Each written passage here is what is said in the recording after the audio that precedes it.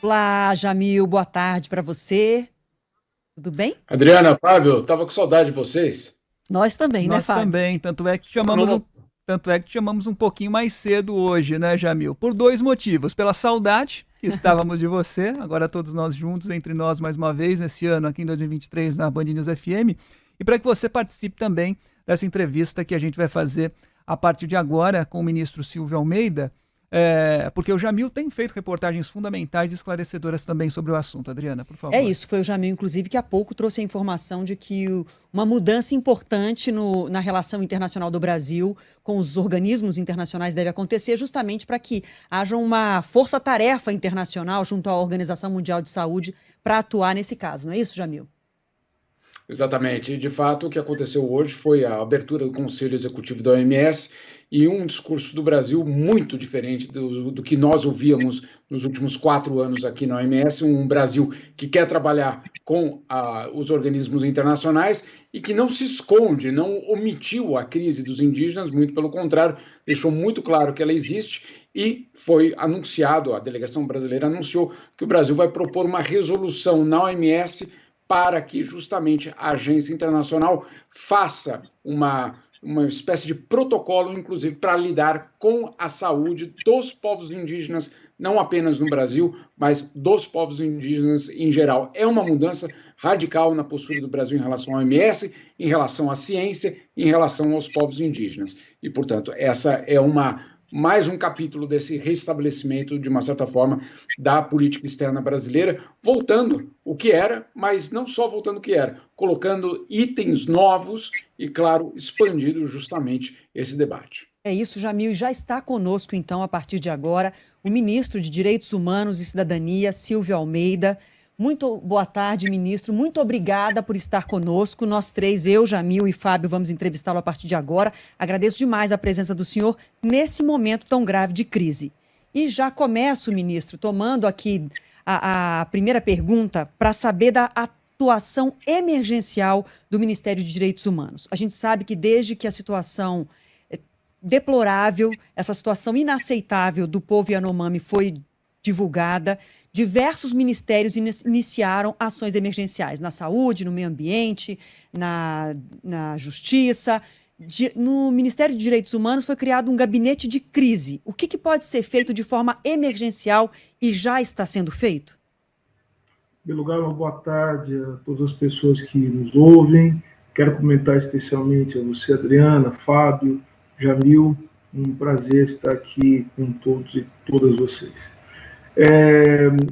Como foi dito aqui, a situação é uma situação que envolve ações que precisam caminhar paralelamente e tem que ser feitas de maneira simultânea. Primeiro, as ações emergenciais e, segundo, as ações que eu chamo de ações estruturais. O que significa dizer que, ao mesmo tempo que se tem que impedir a tragédia que lá ocorre, é preciso também impedir que ela venha acontecer novamente. Nós sabemos que uma situação como essa não acontece do dia para a noite.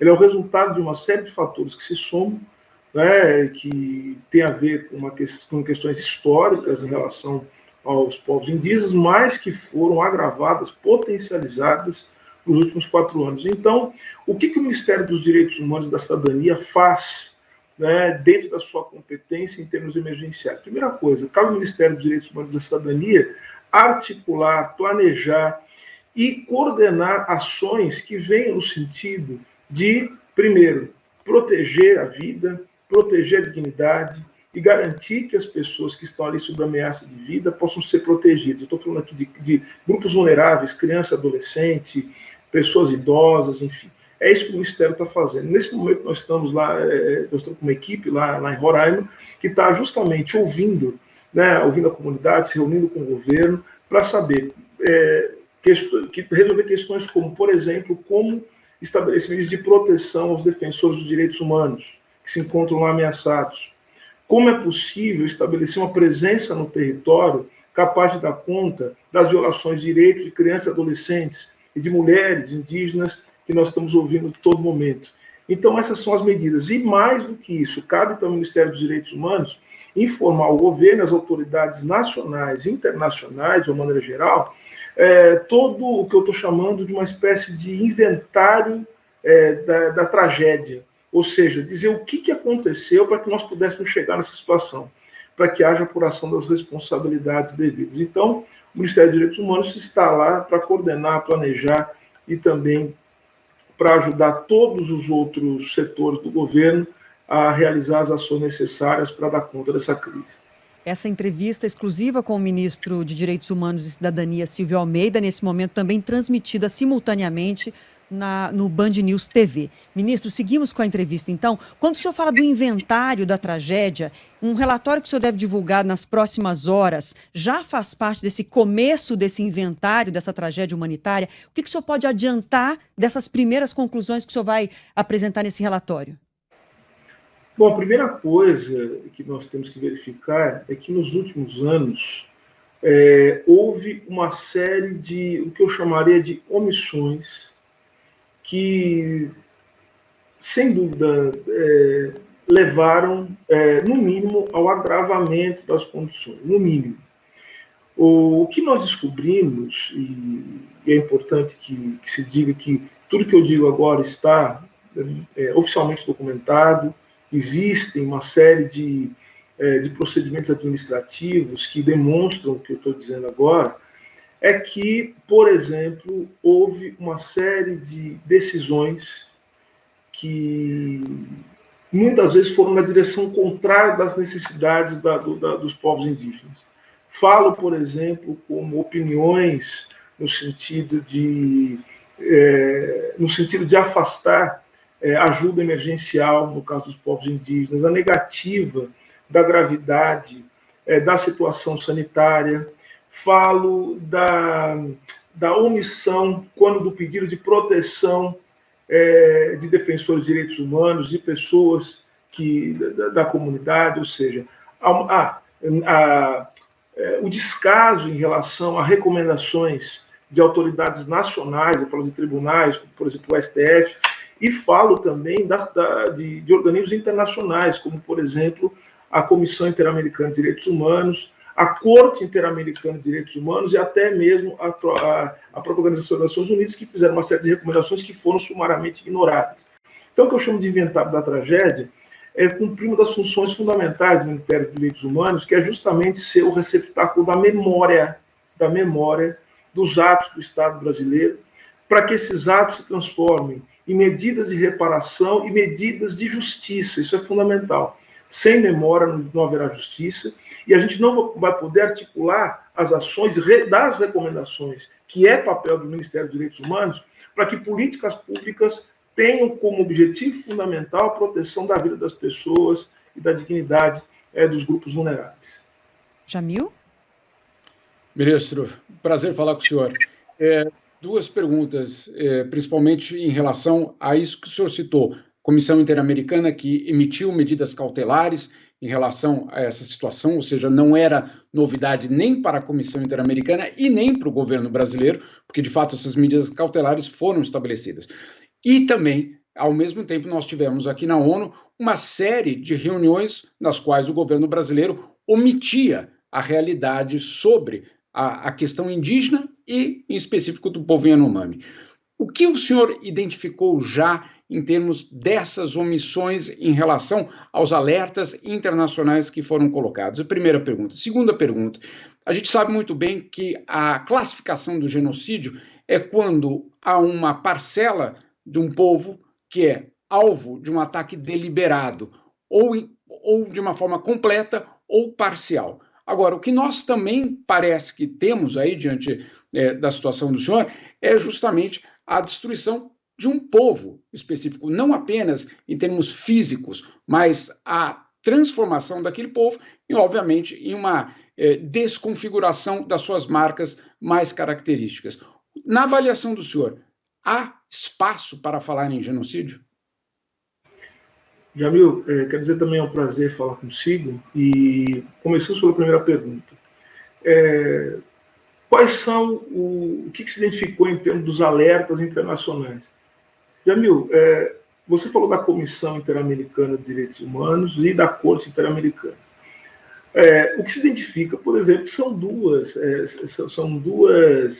decisões, né? Duas decisões. Primeiro, a decisão da comissão, né? Que justamente atendendo um pedido de associações brasileiras, né?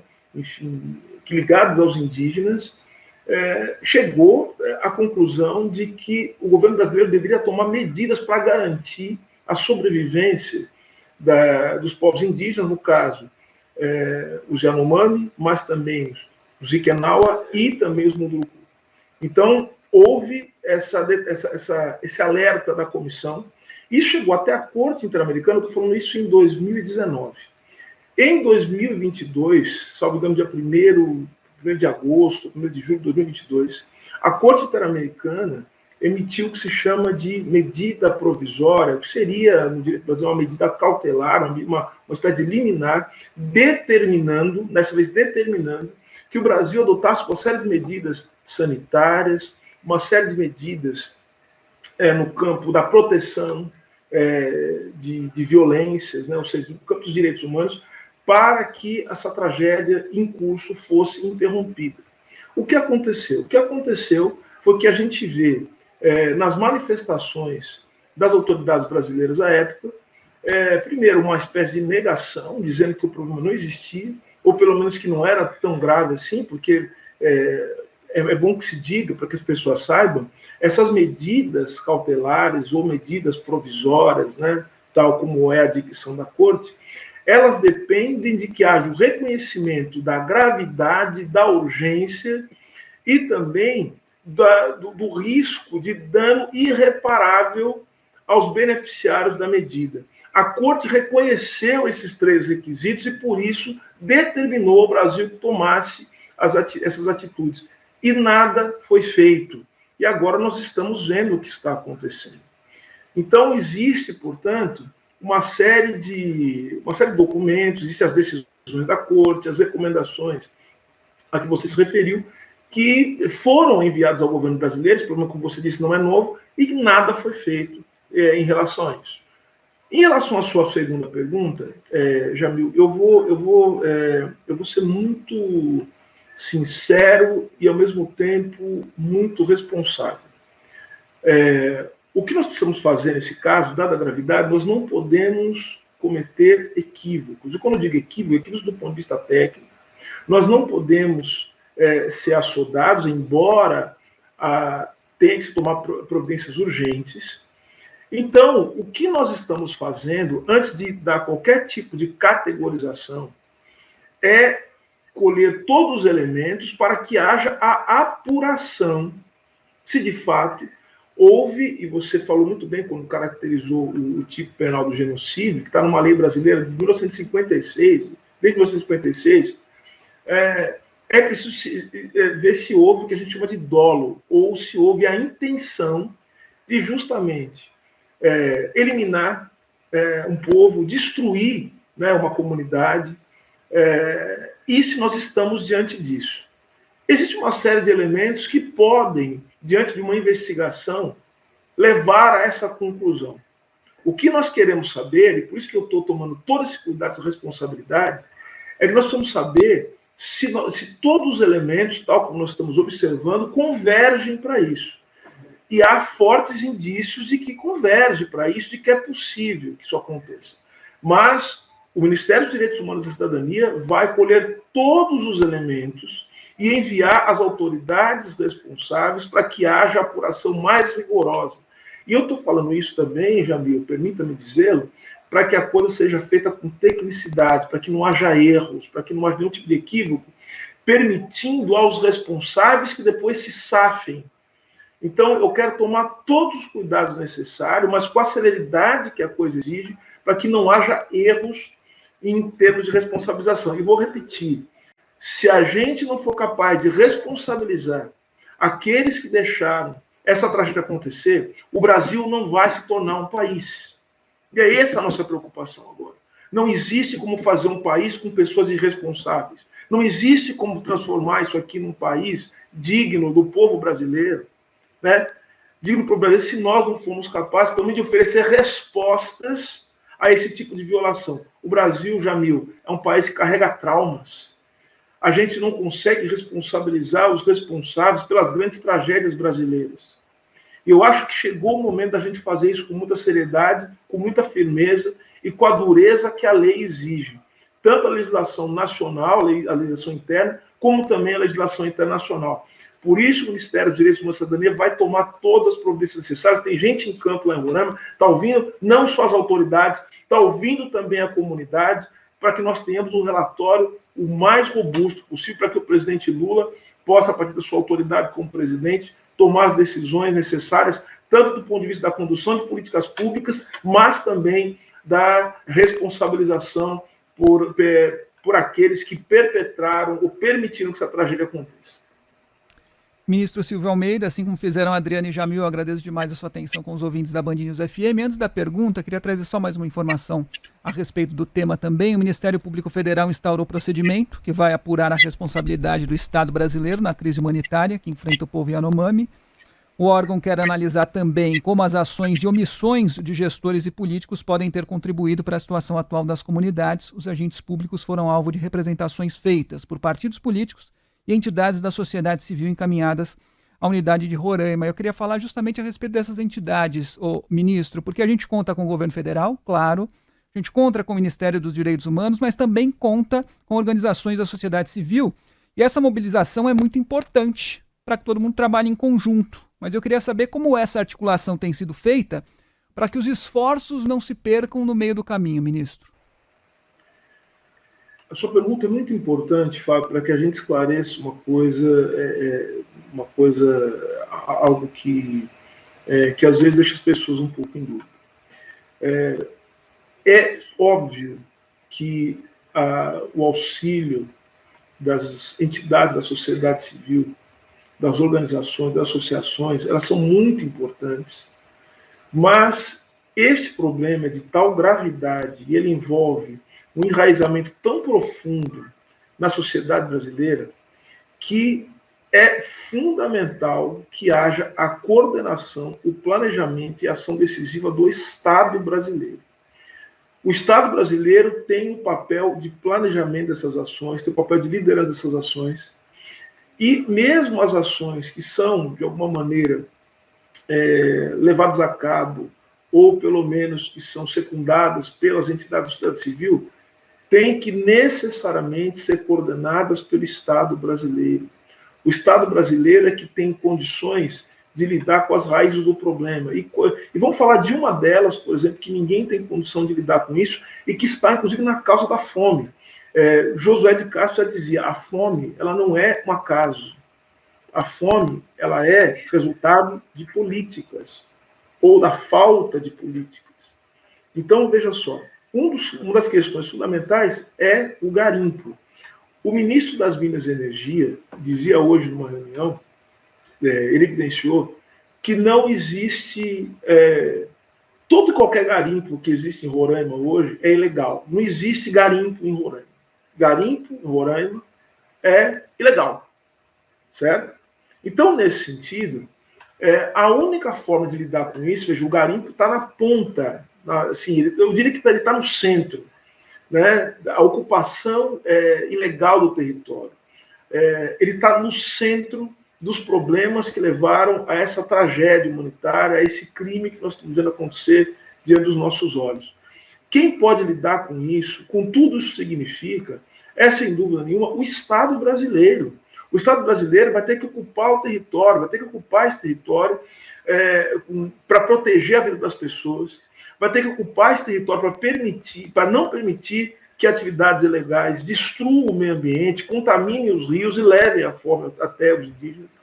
O Estado brasileiro é que vai ter que lidar, isso é uma coisa muito importante, que o Ministério dos Direitos Humanos também vai se envolver diretamente, vai ter que, de alguma maneira, coibir as atividades legalizadas que são resultado da atividade ilegal. Eu estou falando das empresas que se servem dessa extração ilegal que é feita em solo brasileiro e depois articulam isso dentro do comércio nacional e internacional. Então vai ter que haver um envolvimento do Ministério da Fazenda, por exemplo, nisso tudo. Então veja que é uma ação que ela pode partir de um grupo, de alguns centros de decisão, coordenados pelo presidente Lula, mas é uma ação que envolve os vários braços do Estado brasileiro para tomar conta, para racionalizar a atividade política dentro do território. Então, vejam, tudo que se fizer vai se fazer necessariamente sob a coordenação do Estado brasileiro, do governo brasileiro. Então, toda ajuda é muito bem-vinda, obviamente, tudo vai ser feito para ajudar. Nós temos uma situação emergencial, a fome lá não pode esperar, quem tem sede não pode ficar esperando para beber água limpa. Isso nós entendemos perfeitamente. Mas esse problema, tanto na sua emergência como na sua questão estruturante, vai ser resultado de uma ação coordenada do Estado brasileiro que já está em curso. Ministro, falando sobre o garimpo ilegal nas terras indígenas, só trazendo o dado aqui para o ouvinte da Band News FM acompanhar, segundo a Associação Yanomami, a Utucara, deixa eu ver se eu falei, Utucara, Associação Yanomami, são 20 mil garimpeiros ilegais atuando nas terras indígenas. Como o senhor disse, quando a fome aperta, a primeira ação tem que ser matar a fome de quem está morrendo. Mas se o problema do garimpo não for enfrentado, não se soluciona definitivamente a questão indígena nas terras que deveriam ser protegidas e não são. Então, diante disso, eu queria perguntar para o senhor o seguinte. Primeiro, eu queria repercutir com o senhor a fala do governador do estado de Roraima, que tentou dizer que não é do garimpo ilegal a responsabilidade pela situação caótica, crítica a que nós chegamos, e sugeriu que os indígenas sejam aculturados, que como se dá trator, celular, como se levasse máquinas até eles, a tecnologia até eles, solucionasse o problema. Eu queria repercutir com o senhor a fala do governador e também saber se na reunião de hoje o senhor esteve presente com diversos outros ministros, junto com o presidente Lula, se alguma decisão foi tomada em relação à mudança no combate ao garimpo nas terras indígenas. Sim, eu tive a oportunidade de ouvir essas falas. Bom, elas, primeiro, com todo respeito, qualquer possibilidade de retirar do garimpo, e lá, na circunstância de Roraima, garimpo é sinônimo de ilegalidade, uma vez que não existe autorização para esse tipo de atividade naquele território.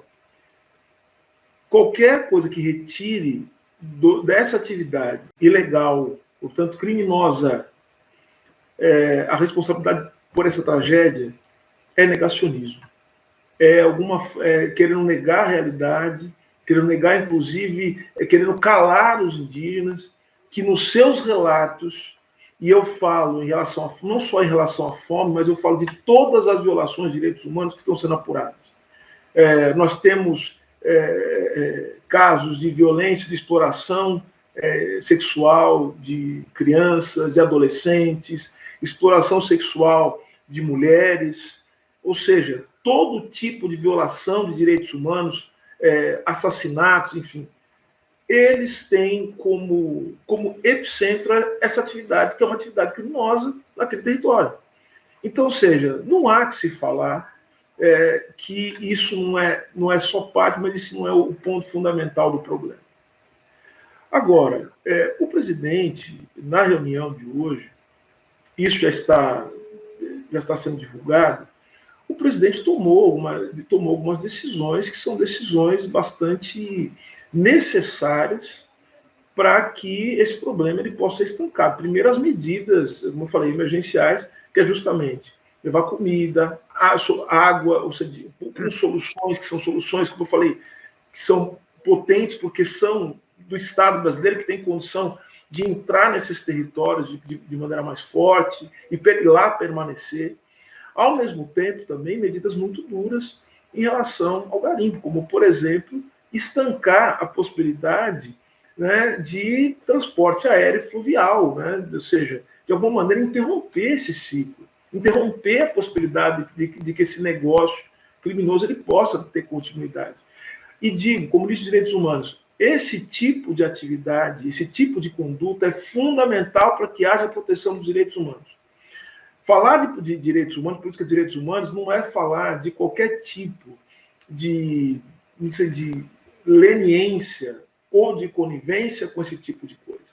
É olhar para a situação e verificar que é necessário que hajam medidas do Estado brasileiro para proteger a vida das pessoas. E interromper essa atividade criminosa, né, é uma das medidas fundamentais para que haja proteção da população que ali vive, dos povos indígenas.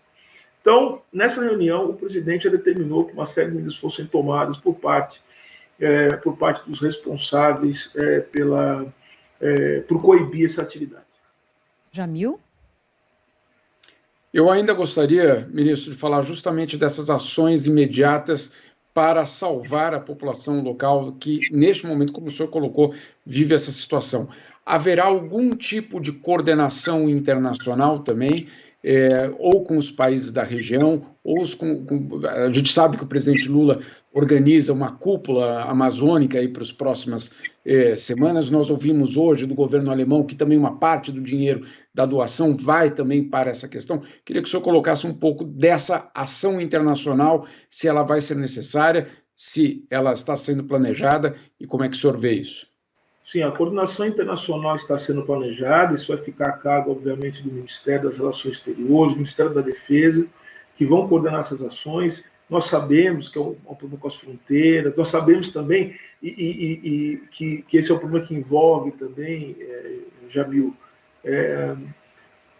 a possibilidade, a necessidade de que as empresas estrangeiras, por exemplo, que elas tenham também, que elas assumam a responsabilidade por coibir atividades empresariais que se servem justamente do garimpo ilegal. A semana passada esteve aqui o vice-presidente da União Europeia, Timmermans, e eu tive a oportunidade, junto com a ministra Sônia Guajajara, de dizer a ele que era fundamental que as organizações internacionais elas assumissem a responsabilidade também por sufocar essa atividade, não permitindo mais que as empresas se servissem disso. Então, isso faz parte, inclusive, de algo que o Ministério dos Direitos Humanos está dentro daqui da nossa atividade, do nosso planejamento, que é cuidar da relação entre empresas e também promoção e proteção dos direitos humanos. Então, esse é o primeiro ponto.